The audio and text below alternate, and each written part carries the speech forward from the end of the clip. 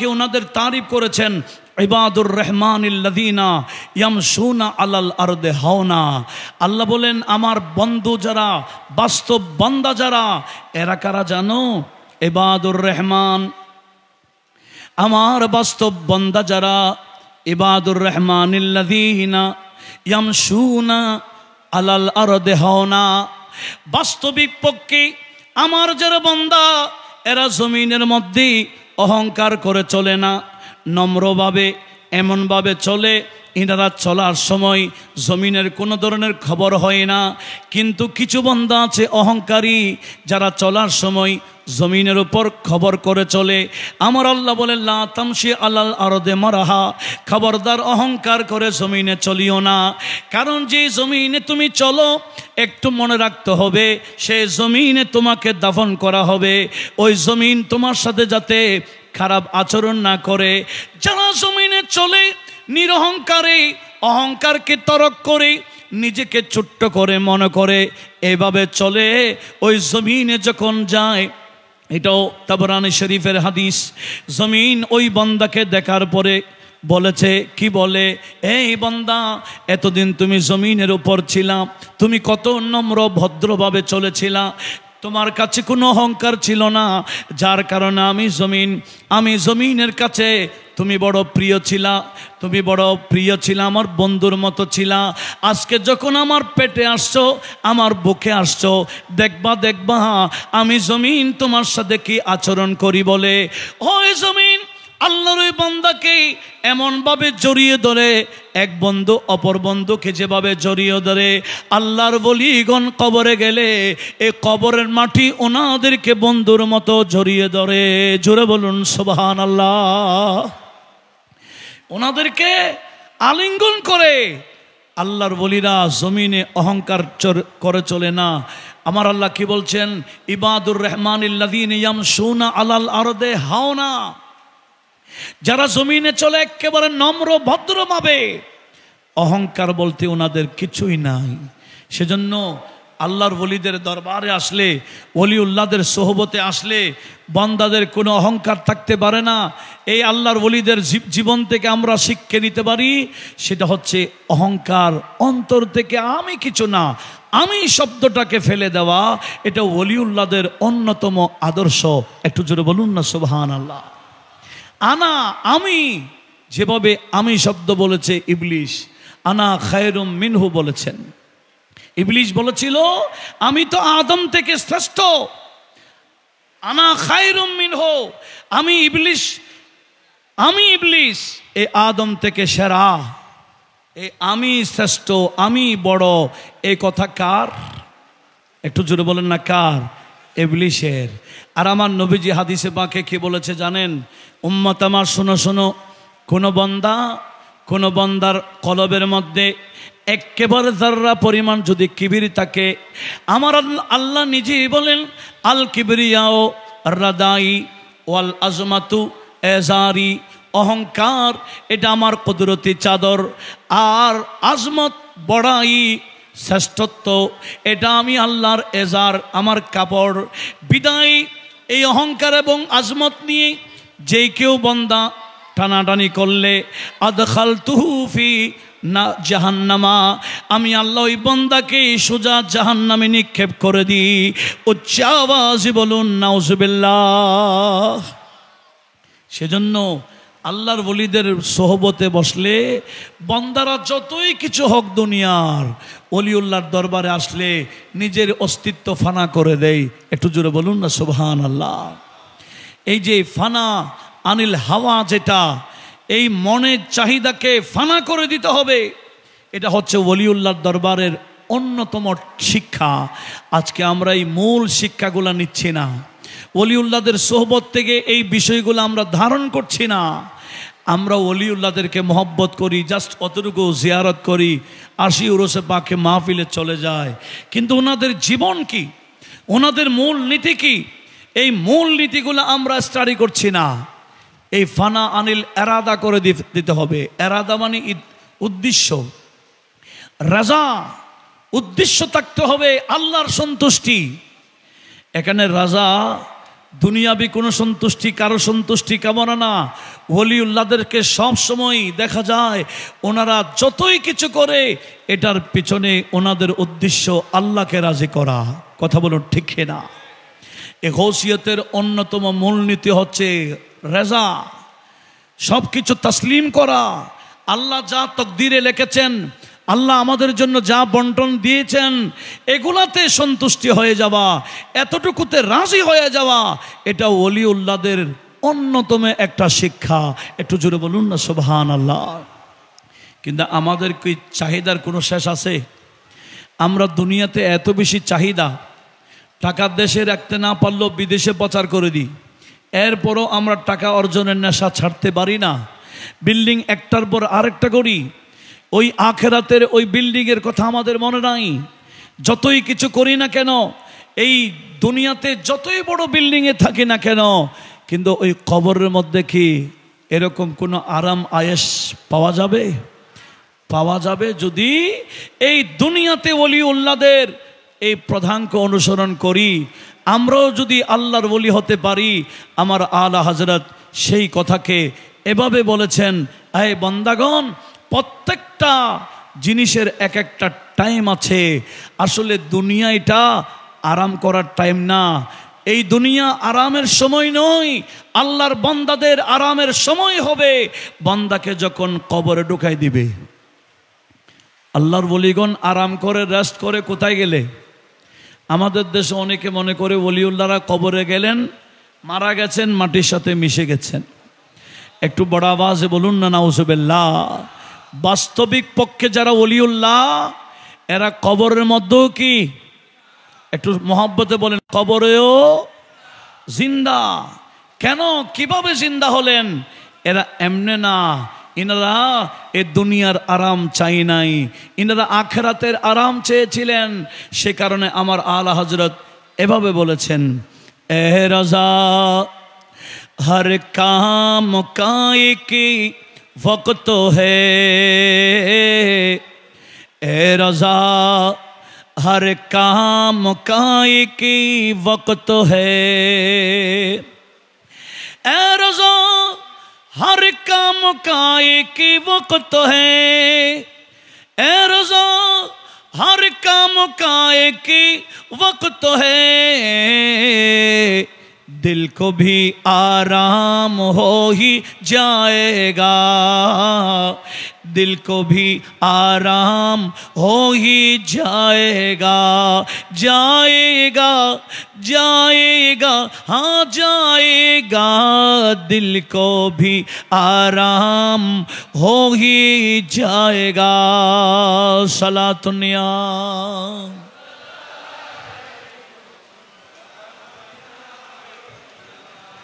আল্লাহর ওলিরা মুখে যা ইচ্ছা তা বলেন না, বেহুদা বেকার কথা আল্লাহর ওলিগণ বলেন না। ইনারা সবসময় বেহুদা কথা থেকে বেঁচে থাকেন। এই কথা আল্লাহ কোনো নারাজ হয়ে যাচ্ছে কিনা, আমার আল্লাহ নারাজ হয়ে যাচ্ছে কিনা, এটা সবসময় ওলিউল্লাহরা নীরব থাকাকে পছন্দ করেন, যেমন তেমন কথা বের করেন না। ওনারা হয়তো দ্বীনি কথা বলেন, নতুবা চুপ থাকেন। একটু জোরে বলুন।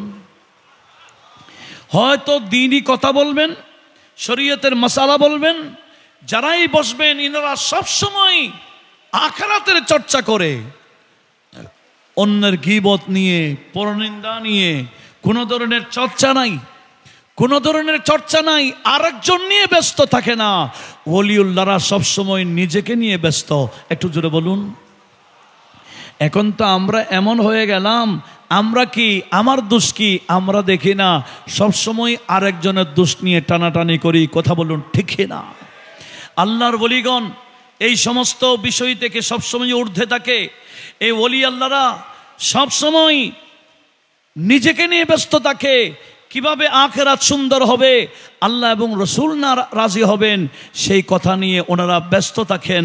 আমরাও যদি ওলিউল্লাহকে ভালোবাসি, তাহলে আমাদেরও উচিত এভাবে আমরা ওলিউল্লাহদের জীবন যদি অনুসরণ করি, আমরাও আল্লাহর প্রিয় বান্দা হওয়ার সুযোগ আছে।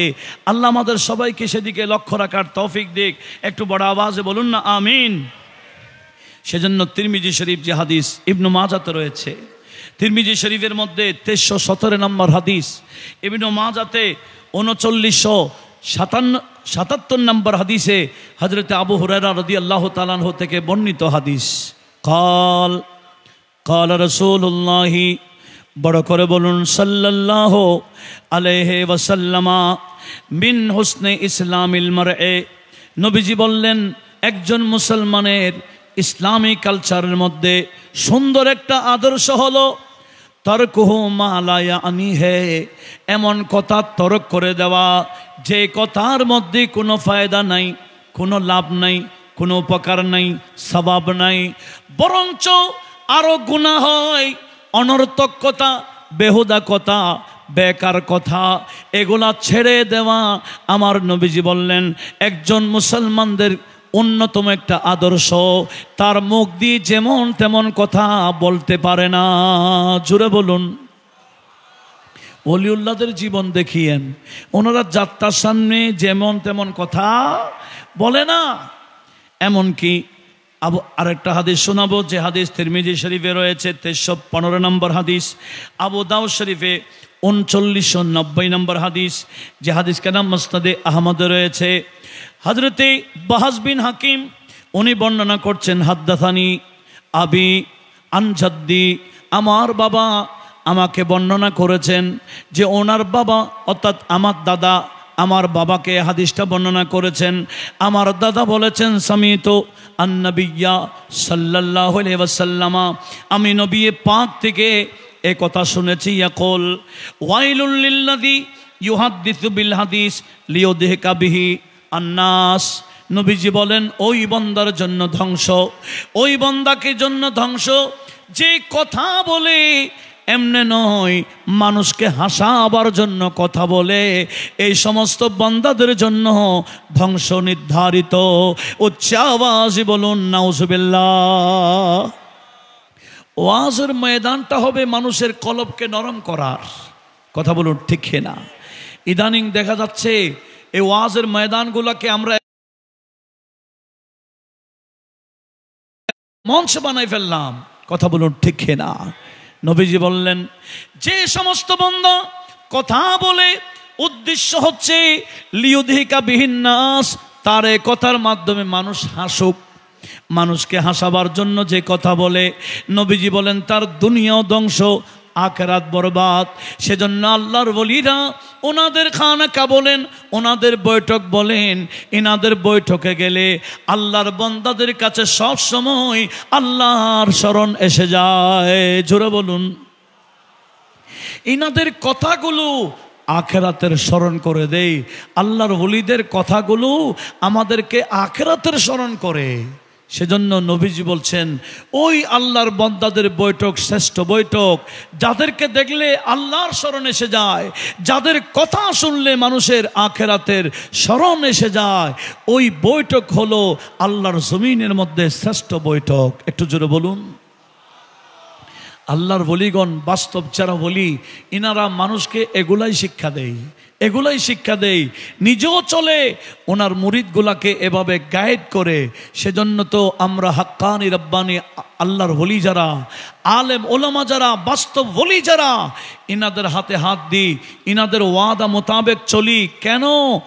ইনারা যেভাবে আল্লাহর ওলি হয়েছেন, আমরাও যাতে আল্লাহর ওলি হওয়ার চেষ্টা চালাই, সেই কথা আমার আল্লাহ বলেছেন, ওয়াত্তাবি' সাবিলা মান আনাবা ইলাইয়া। যে সমস্ত বান্দারা যেই কথা বলে, যে আমল করে, যেভাবে সৃষ্টি থেকে বিমুখ হয়ে, যেভাবে মনের চাহিদাকে একেবারে কোরবান করে দিয়ে নিজের বড় আশা করেন না, সবসময় দুনিয়া অর্জনে থাকেন না, আল্লাহ এবং রসুলের সেই সান্নিধ্য, কুরবত, নৈকট্যতা অর্জনের মধ্যে যারা থাকে, আল্লাহ বলেন তোমরা চাইলে ইনাদেরকে অনুসরণ করো, দেখবে ইনারা যেভাবে আমার প্রিয় হয়েছে, তোমাদেরকে আমি আল্লাহ প্রিয় বানাবো। এমনে না, ইনাদের পিছনে আসতে হবে। একটু জোরে বলুন। দেখেন ওসি গৌসুল আজম সেই মূল নীতিগুলো আমাদেরকে দিয়েছেন, আমরা যাতে এই মূল নীতিগুলোকে অনুসরণ করি। কিন্তু এখন তো আমরা উপরেরটা দেখেছি, আসল ভিতরের বাস্তব হাকিকত দেখি নেই। এই হাকিকত দেখার জন্য এই উসুলাতগুলো আমাদেরকে স্টাডি করতে হবে। এই মূল নীতিগুলো যদি আমরা স্টাডি করে সামনে রেখে আমাদের জীবনটাকে উসুল অনুযায়ী, এই কানুন অনুযায়ী, এই নিয়ম অনুযায়ী, এই ভিত্তি অনুযায়ী নিজেও পরিচালিত হয়, নিজের ফ্যামিলিকেও যদি এভাবে গাইড করতে পারি, দেখবেন আমাদের দুনিয়া আখিরাত কামিয়াব। কথা বলুন ঠিক না? সেজন্য আজকে আমাকে যে বিষয়গুলো দেওয়া হয়েছে তার মধ্যে অন্যতম বিষয় হচ্ছে এই তিনটি মূলনীতি গৌসিয়তের। একটা বললাম ফানা আনিল খালাক, এই সৃষ্টিকে, এই সৃষ্টির চাহিদা, এই লোভ লালসা আমাদেরকে সবসময় খেয়াল করতে হবে। সৃষ্টিকে রাজি করা আমাদের উদ্দেশ্য নয়, আমাদের উদ্দেশ্য হবে স্রষ্টাকে রাজি করা। কথা বলুন ঠিক না? আরেকটা যা চাই তা করা না, এটা সম্ভব না। আমাদের একটা শরীয়তের বাউন্ডারি আছে, এই শরীয়তের মধ্যে কোনটা হালাল কোনটা হারাম সেটা যাচাই করতে হবে। কে আমার জন্য বলা শুদ্ধ হবে, কোনটা বলা শুদ্ধ হবে না, এটা আমাকে জানতে হবে এবং আমল করতে হবে। শুধু তাই না, আল্লাহ যা দিয়েছেন এটার নাম কানাআত, সন্তুষ্টি, যথেষ্টতা। সেজন্য আমার নবীজি বলেছেন, উম্মত আমার, আমি তোমাদেরকে একটা বিষয় বলে দিচ্ছি, তোমরা সবসময় উপরের দিকে দেখবা। কিসের বিষয়ে জানো? ধর্মীয় বিষয়ে। ধর্মীয় বিষয় হলে তোমার থেকে যিনি বড়, তোমার থেকে যিনি বড় ওই ব্যক্তিকে দেখো, যাতে ওই ব্যক্তিকে তুমি অনুসরণ করতে পারো। তোমার থেকে যিনি বেশি জানেন, তোমার থেকে যিনি বড় আলেম, ধর্মীয় বিষয়, দ্বীনি বিষয়ে তুমি সব সময় তোমার উপরেরটাকে দেখবা। আর যখন দুনিয়ার বিষয় আসবে, এই দুনিয়ার বিষয়ে তুমি তোমার উপরেরটা দেখবে না, তোমার থেকে যিনি নিচে ওই বন্দাকে দেখবে।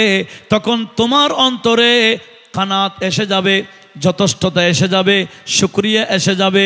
তখন আল্লাহ যে তোমার জন্য যা দিয়েছে এটা তুমি মনে মনে খুশি হয়ে যাবে। জোরে বলুন সুবহানাল্লাহ। এখন তো আমরা দেখি দুনিয়ার বিষয়ে উপরেরটা। আমার কাছে বিল্ডিং ধরেন 6 তলা, আমি দেখি ওনার তো 10 তলা হয়েছে, আমার তো ছোট। নবীজি বলেন না, এই দুনিয়ার বিষয়ে উপরেরটা দেখবে না। তোমার পার্শ্ববর্তী আরেকজনের ঘর, ভাঙ্গা ঘর, তোমারটা বিল্ডিং আছে, আরেকজনের ভালো ঘরও নাই, তুমি তাকে দেখো, দেখবে তোমার ভিতরের মধ্যে এই রাজাটা এসে যাবে, এই সন্তুষ্টি এসে যাবে, কানাত এবং যথেষ্টতা তোমার অন্তরের মধ্যে সৃষ্টি হয়ে যাবে। একটু জোরে বলুন না সুবহানাল্লাহ। তাহলে আজকের এই মাহফিল থেকে আমরা যদি এই বিষয়গুলো ধারণ করতে পারি, এই বিষয় যদি আমরা মনে রাখতে পারি, দেখবেন আমাদের দুনিয়াও কামিয়াব, আখিরাত কামিয়াব, কোনো সন্দেহ ছাড়া। এই আল্লাহর ওলিদের এই অনুসরণ যদি আমরা যথাযথ করতে পারি, আল্লাহ আমাদের সবাইকে সে তৌফিক দান করুক। একটু মহব্বতের আওয়াজে বলেন না আমিন। আল্লাহুম্মা সাল্লি আলা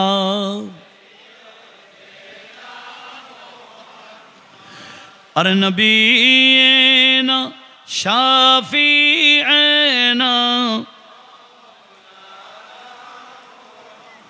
দিন থাকিতে কর মোমেন পরকালের ভাবনা। দিন থাকিতে কর মোমেন পরকালের ভাবনা। আসছো একা যাইবা একা, সঙ্গে কেহ যাবে না। আল্লাহুম্মা সাল্লি আলা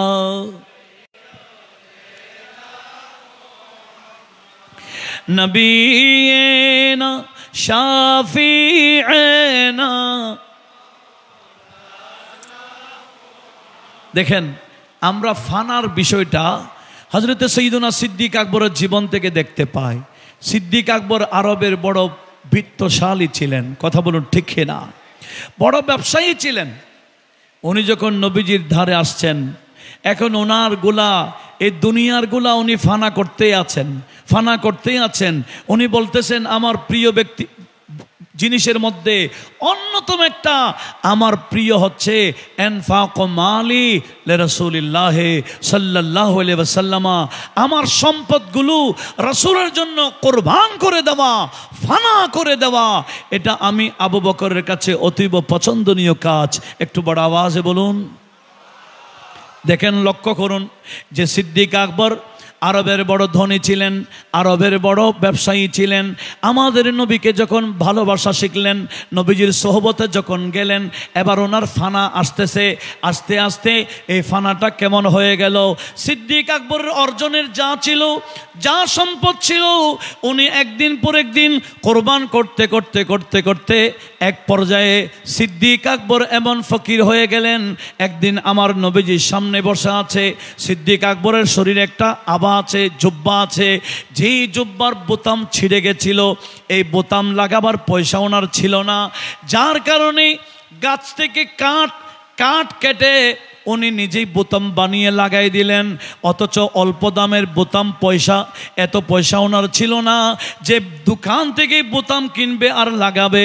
অথচ উনি বিশাল একজন শিল্পপতি ছিলেন, এখন বোতাম লাগাবার সেই পয়সা ওনার নাই। এই পয়সাগুলা উনি এভাবে ফানা করে দিলেন। জোরে বলুন। একটু প্র্যাকটিক্যাল দেখেন, প্র্যাকটিক্যাল। ফানা যখন করে ফেললেন, বসে আছেন নবীজির দরবারে, বোতাম লাগিয়ে, কিসের বোতাম? নিজে বানিয়েছেন বোতাম, কাঠ দিয়ে বোতাম বানাইছেন। তখন আমার আল্লাহ জিবরিল আমিনকে পাঠাইলেন, আয় জিবরিল যাও, আমার বন্ধুকে সালাম দিবা। বন্ধুর পাশে ওনার বন্ধু বসে আছে আবু বকর, ওনাকেও আমি আল্লাহ সালাম দিয়েছি বলবা। আর জিজ্ঞেস করতে বলবে, আমার বন্ধুকে বলবেন, ইয়া রাসূলুল্লাহ, আপ্পার পাশে আপ্পার বন্ধু বসে আছে, যে বন্ধু অনেক বড় শিল্পপতি ছিলেন, অনেক বড় ব্যবসায়ী ছিলেন, আজকে আপ্পার বন্ধু বোতাম কেনার পয়সা রাখেন না, এত বেশি ফকির হয়ে গেলেন, ফানা করে দিলেন সব কিছু। ইয়া রাসূলুল্লাহ, রাব্বুল আলামিন আপ্পাকে বলেছেন বন্ধুকে ডেকে এই কথা জিজ্ঞেস করার জন্য, এই ফকির অবস্থায় আবু বকর আল্লাহর উপর রাজি আছে কিনা।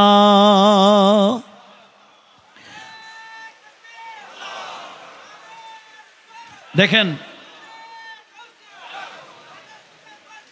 জিন্দাবাদ জিন্দাবাদ। ফকিরি অবস্থায় জিবরিল আমিনকে পাঠিয়ে আমার আল্লাহ জিজ্ঞেস করাচ্ছেন যে আবু বকর আল্লাহর উপর রাজি আছে কিনা। দেখেন রেজা কাকে বল, আল্লাহর উপর সিদ্দিক আকবর রাজি আছে কিনা। তখন আমার নবীজি আবু বকর সিদ্দিককে বললেন, ইয়া আবু বকর ইন্নাল্লাহ ইউকরিউকা সালাম। আয় আবু বকর, আমার আল্লাহ তোমাকে সালাম বলেছেন এবং জানতে চেয়েছেন, তুমি তো এখন ফকির, সব ফানা করে দিয়েছো, তোমার এখন কিছু নাই, এখন তুমি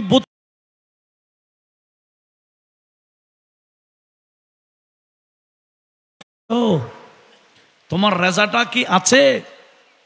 এই কথা বলতেই সিদ্দিক আকবরের দুই চোখে পানি ফেলা শুরু করলেন আর বললেন, আসখাতু আলা রাব্বি, আসখাতু আলা রাব্বি, ইয়া রাসূলুল্লাহ, আমি কি আমার রবের উপর নারাজ হতে পারি? কখনো না, আমি আমার রবের উপর নারাজ হতে না। বলে সিদ্দিক আকবর কান্না শুরু করে দিলেন। উচ্চ আওয়াজে বলুন। সিদ্দিক আকবর যখন কান্দে, ওদিকে আমার আল্লাহ জিবরিল আমিনকে আবার পাঠালেন। কি পাঠালেন? জিবরিল যাও, এই আবু বকর অনেক ধনী ছিলেন, পয়সাওয়ালা ছিলেন, অনেক কিছুর মালিক ছিলেন, আজকে ধীরে ধীরে আমার বন্ধুর কদমে আমি আল্লাহকে রাজি করার লক্ষ্যে সব ফানা করে দিয়েছে। এখন সিদ্দিক আকবর যখন এই ফানা অবস্থায়, সব কিছু কোরবান করা অবস্থায় আমি আল্লাহর উপর রাজি বলছে, ঠিক আছে তুমি কোরআন শরীফের আয়াত নিয়ে যাও, ওয়ালা সৌফা ইয়ারদা, আমি আল্লাহ আবু বকর সিদ্দিককে রাজি করব। আর একটু জোরে বলুন। সিদ্দিক আকবরকে রাজি করবেন কে? আয়াতে করিমা পাঠালেন কে? এটা সূরাতুল লাইলের একেবারে লাস্ট আয়াত, ওয়ালা সৌফা ইয়ারদা। অতি শীঘ্রই ওনাকেও রাজি করা হবে, উনিও রাজি হবেন। তো সিদ্দিক আকবরকে কিভাবে রাজি করা হবে? আমার নবী যেটা হাদিসে পাকের সাথ করেছেন, যেদিন ইদা কানাত ইদা কানা ইয়াউমুল কিয়ামা, কিয়ামত যেদিন কায়েম হবে সেদিন আমার আল্লাহ সিদ্দিক আকবরকে ডেকে বলবেন, এ আবু বকর খোস হাদিহি মাফাতিহুল জান্নাহ ওয়া হাদিহি মাফাতিহুল জিনান হাদিহি মাফাতিহুন নিরান। আয় আবু বকর ধরো, তোমাকে জান্নাতের চাবি দিলাম, তুমি যাকে ইচ্ছা তাকে এই ময়দানে মাহশর থেকে বেছে বেছে তুমি আমার বান্দাদেরকে জান্নাত দিতে পারো। কারণ কোরআন শরীফও আমার আল্লাহ বলেছেন সিদ্দিক আকবরকে শ্রেষ্ঠ মুত্তাকি ঘোষণা দিয়েছেন। একটু জোরে বলবেন না সুবহানাল্লাহ। আর এই জান্নাতের মালিক বানায় দিয়েছেন আমার আল্লাহ মুত্তাকি বান্দাকে। এটা কোরআন নাজিল করে ফয়সালা দিচ্ছেন। লক্ষ্য করুন, দেখেন আজকে কি ওনার শান হয়ে গেল। ইনি এত শান, জান্নাতের চাবি ওনার হাতে দেওয়া হচ্ছে, জাহান্নামের চাবি ওনার হাতে দেওয়া হচ্ছে। কেন? একটাই কারণ ওনার যা ছিল সব উনি ফানা করে দিয়েছেন। কথা বলুন ঠিক কিনা? সেজন্য আলা হযরত বলেন, ইয়া রাসূলুল্লাহ, আমি যখন কবরে যাব মুনকার নাকির আসবে, আমাকে প্রশ্ন করবে, এত টেনশন আমি রাখি না, আমার টেনশন আমি এগুলা করি না, আমি আশাবাদী ইয়া রাসূলুল্লাহ। আমি যখন কবরে যাব মুনকার নাকির আসবে, আমাকে প্রশ্ন করবে, আমি ভয় করব না, বরঞ্চ মুনকার নাকির উল্টা আমাকে সম্মান করবে। আর দেখ, মুনকার নাকির আমাকে উল্টা কি করবে? সম্মান করবে। কেন? একটাই কারণ, আমি এত বিশাল আলেম সেই কারণে নয়, আমার এই কারণটা হলো ফিদা হয়ে যাওয়া, ফানা হয়ে যাওয়া, ইয়া রাসূলুল্লাহ আপনার জন্য কোরবান হয়ে যাওয়ার কারণ। একটু জোরে বলুন না সুবহানাল্লাহ। উনি কথাটা এভাবে বলেছেন, নকিরান করতে হ্যাঁ ताज़ीम मेरी, नकीरैन करते हैं ताज़ीम मेरी, फिदा हो के तुझी पर ये इज्जत मिली है, फिदा हो के तुझी पर ये इज्जत मिली है, नकीरैन करते हैं ताज़ीम मेरी, फिदा हो कि तुझी पर ये इज्जत मिली है, ये इज्जत मिली है। एक बड़ा आवाज बोलून मरहबा। ওলিউল্লাহদের এই ইজ্জত কোত্থেকে? অন্য কোনো কারণ নয়, এটার নাম ফিদা হয়ে যাওয়া, এটার নাম ফানা হয়ে যাওয়া। এই সমস্ত চাকচিক্য থেকে, সমস্ত দুনিয়াবি বিষয় থেকে আল্লাহর ওলিগণ নিজেকে এই ফানা করে দিয়েছেন। ইনাদের কলবের মধ্যে এগুলার লোভ লালসা স্থান দেন নাই। ফানা, এই ফানা এগুলা ছিল ওনাদের বড় মূল মন্ত্র। ফানা হয়ে যাওয়ার কারণে আজকে দেখেন সেই কবরে যাওয়ার পরেও ওনাদের শান কিভাবে বাড়তেছে। একটু জোরে বলুন না সুবহানাল্লাহ। সেজন্য আলা হযরত আরো অন্য জায়গায় এভাবে বলেছেন, जान दे दो वादाए दीदार पर, जान दे दो वादाए दीदार पर, जान दे दो वादाए दीदार पर, नकद अपना दाम हो ही जाएगा, नकद अपना दाम हो ही जाएगा। বলে দাম যদি বাড়াইতে চাও নবীর জন্য ফানা হয়ে যেতে হবে। কথা বলুন ঠিক কিনা?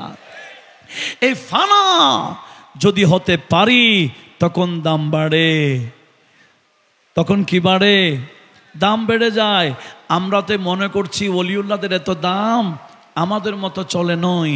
আমরা তো আমাদের অন্তর থেকে দুনিয়ার লোভ ফেলাইতে পারি নাই, টাকার লোভ ফেলাইতে পারি নাই, বিল্ডিংয়ের লোভ ফেলাইতে পারি নাই, আমাদের অহংকার ফেলাইতে পারি নাই, আমাদের মুখ দিয়ে যেমন ইচ্ছা তেমন বলা ফেলাতে পারি নাই, মিথ্যা ছাড়তে পারি নাই, চুগলি ছাড়তে পারি নাই, গীবত ছাড়তে পারি নাই, অনর্থক কথা ছাড়তে পারি নাই, বেহায়াপনা কথা ছাড়তে পারি নাই, গালাগালি ছাড়তে পারি নাই। অথচ ওলিউল্লাহদের কথা আমার আল্লাহ কোরআন শরীফে বলেছেন, ওয়াইদা খাতাবাহুমুল জাহিলুন কালু সালামা। কোনো বান্দা ওনাদেরকে না চিনে কোনো উল্টা সিধা বললেও ওলিউল্লাহরা উল্টা সিধার জবাব দেয় না, বরঞ্চ আরো সালাম দেয়। কেউ গালি দিলে ওনারা কি দেয়? একটু জোরে বলেন, কি দেয়? দেখেন উল্টা। এটা আমার নবীজি শিক্ষা দিলেন। আমার উম্মত, তোমরা যদি আমার আদর্শ বাস্তবায়ন করতে চাও, আমি নবী তোমাদেরকে বলে দিলাম, আহসিন ইলা মান আসা ইলাইক, তুমি তার প্রতি সৎ আচরণ করো যে তোমার প্রতি খারাপ আচরণ করেছে। যে তোমার প্রতি খারাপ আচরণ করেছি, খারাপের বদলা খারাপ দিবা না। আমি নবী শিখাই দিচ্ছি, যে তোমার প্রতি খারাপ আচরণ করেছে তুমি তার সাথে ভালো আচরণ করো। ওয়াফু আম্মান যালামাক, তোমাকে যে জুলুম করেছে, তোমার উপর অন্যায় করেছে, তুমি অন্যায়ের প্রতিশোধ নিবা না। আমি নবী বলে দিলাম, ওয়াফু, তাকে ক্ষমা করে দাও। উচ্চ আওয়াজে বলুন সুবহানাল্লাহ। এগুলা কিন্তু অনেক কঠিন। আমরা তো এগুলো অনেক কঠিন। জুলুম করলে আমরা প্রতিশোধের আগুনে ধাও ধাও করে জ্বলি। কথা বলুন ঠিক কিনা? আল্লাহর ওলিরা, আমাদের নবীর আদর্শ যাদের কাছে আছে, এরা কিন্তু প্রতিশোধের আগুনে জ্বলে না।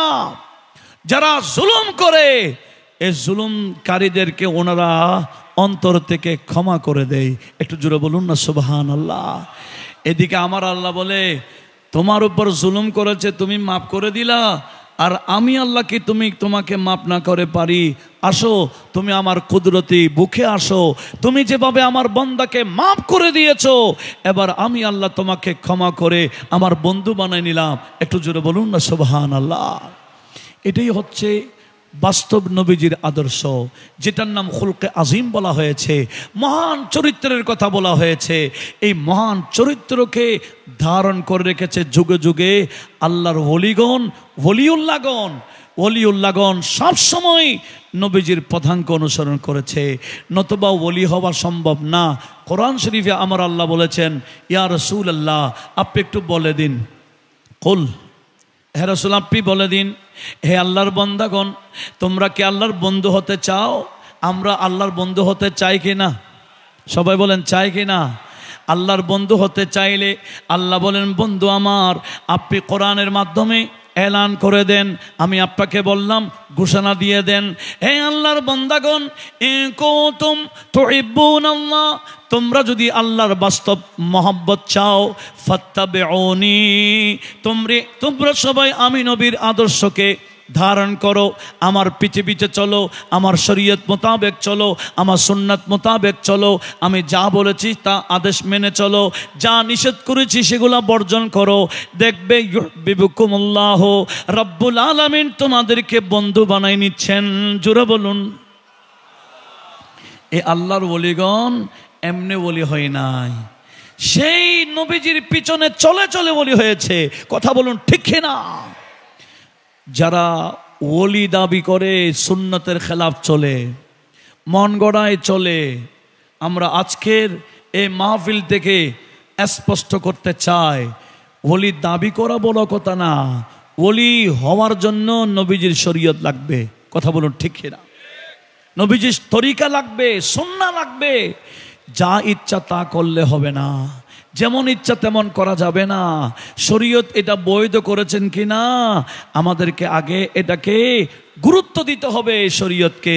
সেজন্য নবীজিকে আল্লাহ বলছেন, বন্ধু আপনি বলে দিন, এরা যদি আমার বন্ধু হতে চায় আপনার পিছনে চলুক, আপনার পিছনে চলুক। আপনার পিছনে চললে আমি আল্লাহ এদেরকে বন্ধু বানাই নিব। শুধু বান্দার মধ্যে রাখবো না, বান্দা থেকে উঁচু মাকাম দিয়ে আমি আল্লাহ তাদেরকে বন্ধু বানাই নেব। একটু জোরে বলুন না সুবহানাল্লাহ। আল্লাহর বন্ধু হওয়ার জন্য এই ওসি গৌসুল আজম মূলত যে কথাটা বলেছেন, এগুলা সব আগের ওলিউল্লাহরা যে সবক দিয়েছেন, বিশেষ করে হুজুর গৌসুল আজম জিলানির ফুতুল গায়েবের মধ্যে এই সমস্ত বিষয়ে আলোচনা করেছেন। এই আমাদের সৃষ্টি থেকে ফানা আনিল খালকের বিষয় বলেন, ফানা আনিল হাওয়া বলেন, এভাবে যত ফানা আনিল এরাদা বলেন, এই সমস্ত বিষয় থেকে নিজেকে মুক্ত করা, ফানা করে দেওয়া, এই চাহিদা অন্তরে না রাখা, এগুলোই হলো ওলিউল্লাহদের আদর্শের বিষয়, ওলিউল্লাহদের মূল নীতি। সেই নীতি যদি আমরা ধারণ করতে পারি আমরা নিজেরাই কামিয়াব। একটু বড় আওয়াজে বলুন না সুবহানাল্লাহ। মাশাআল্লাহ। আমাদের আজকের সম্মানিত আলোচক আহলে সুন্নাত ওয়াল জামাত এর সম্মানিত চেয়ারম্যান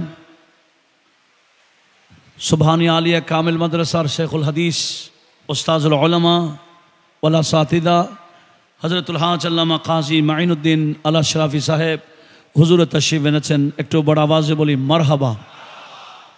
তো আমি কি বলতে চাচ্ছিলাম, আমার কথা এটাই, যে বিষয় দেওয়া হয়েছে এগুলো আমাদেরকে, এই যে এই দরবার কিসের উপর ভিত্তি, এই ভিত্তির উপর যদি আমরা চলি এই দরবারের বিরুদ্ধে কেউ আঙ্গুল দেখাবার সাহস পাবে না। কথা বলুন ঠিক না?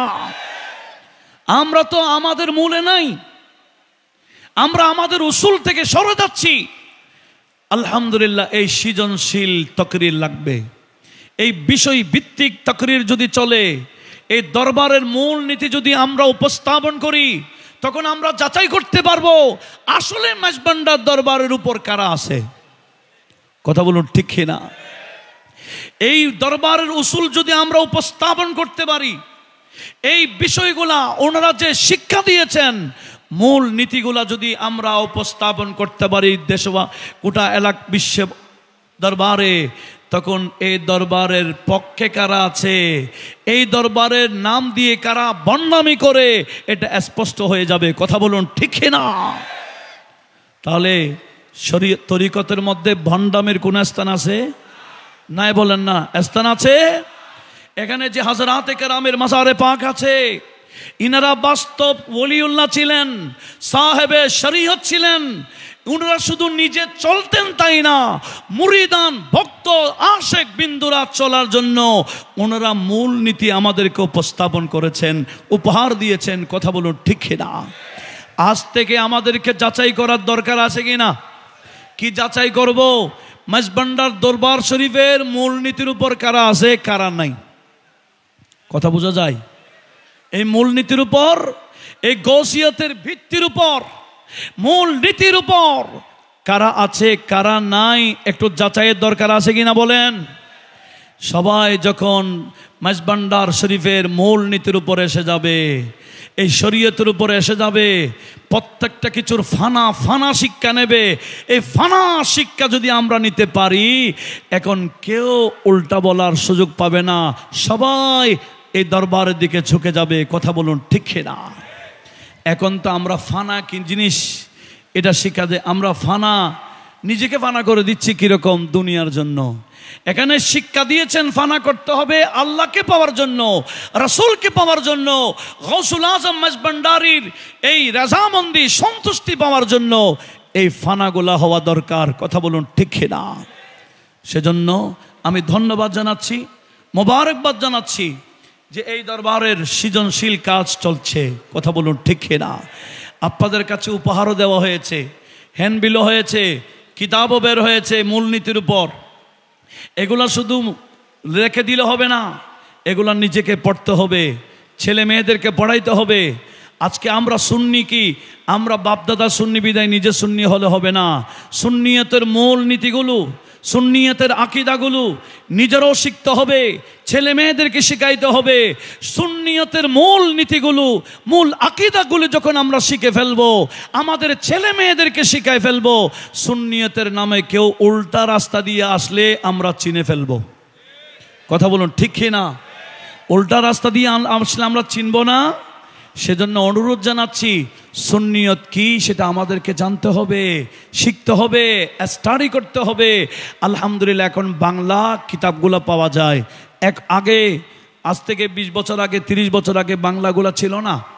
এখন বড় হেসান হয়েছে, এখন মেজবান্ডার দরবার শরীফ থেকে অনেক কিতাবাদি বের হয়েছে। যেমন এই গৌসিয়তের মূল ভিত্তির উপরে একটা বই বের হয়েছে, খুব জরুরি একটা কিতাব, যে কিতাবের মধ্যে আমাদের আজকের সম্মানিত আলোচক আশরাফি সাহেব হুজুর সহ বড় বড় ওলামায়ে কেরামের আর্টিকেল আছে, ওনাদের লিখনী আছে, কোরআন সুন্নাহর তত্ত্ব আছে, যেগুলো অতীব প্রয়োজন এবং জানা, নিজেও জানতে হবে, ফ্যামিলিকে জানাইতে হবে। আজকে দেখেন আমাদের ফ্যামিলি থেকে কেউ আহলে হাদিস হয়ে যাচ্ছে, কেউ এ হয়ে যাচ্ছে, কেউ সে হয়ে যাচ্ছে, সহি হাদিস বললে দৌড় দিচ্ছে, একটু যাচাই করছে না। কথা বলুন ঠিক না? সেই জন্য কেন আমরা আমাদেরকে চিনি নাই, আমরা নিজেরাই আমরা কোন দরবারে আছি, আমরা কোন আকীদায় আছি, আমরা কোন কিসের ভিত্তিতে আমরা আছি, সে ভিত্তিগুলো আমাদের স্টাডি না থাকার কারণে এই নাজুক পরিস্থিতি, এই সমস্যার শিকার হচ্ছে। সেজন্য অনুরোধ জানাবো, এখানে যেভাবে সৃজনশীল কাজ চলছে এই কাজগুলোকে অবশ্যই গুরুত্ব দিতে হবে। এই গুরুত্ব দিয়ে যদি আমরা সামনে এগিয়ে যাই, আমাদের বিরুদ্ধে কেউ দাঁড়াবার সুযোগ নাই। কথা বলুন ঠিক না? আজকে যে অনুষ্ঠান চলছে, এই অনুষ্ঠানের বিরুদ্ধে কেউ বলার কিছু সুযোগ আছে? কারণ এটা শরীয়ত মোতাবেক চলছে। বলুন আলহামদুলিল্লাহ। এটার বিরুদ্ধে কেউ বলার সুযোগ, আমাকে সবসময় ধ্যান ধারণায় সবসময় সজাগ থাকতে হবে, আমার কারণে যাতে আমার দরবারের কোনো বদনাম না হয়। কথা বলুন ঠিক না? এই কথা সবসময় আমাদেরকে স্মরণ রাখতে হবে। আল্লাহ পাক সুবহানাহু ওয়া তাআলা আমাদের সবাইকে এই মূল নীতিগুলা ধারণ করার তৌফিক দান করুক, আমিন। ওয়ামা আলাইনা ইল্লাল বালাগ ওয়া আখিরু দাওয়ানা আনিল হামদুলিল্লাহি রাব্বিল আলামিন। আসসালামু আলাইকুম ওয়া রাহমাতুল্লাহি ওয়া বারাকাতুহু।